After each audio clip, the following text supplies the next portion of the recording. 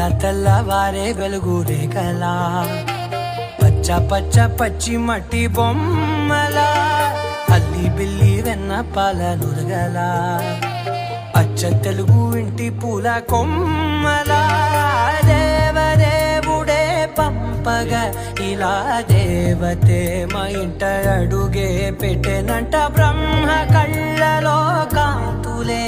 మా అమ్మలా మా కోసం మళ్ళీ లాలి పాడేనంట.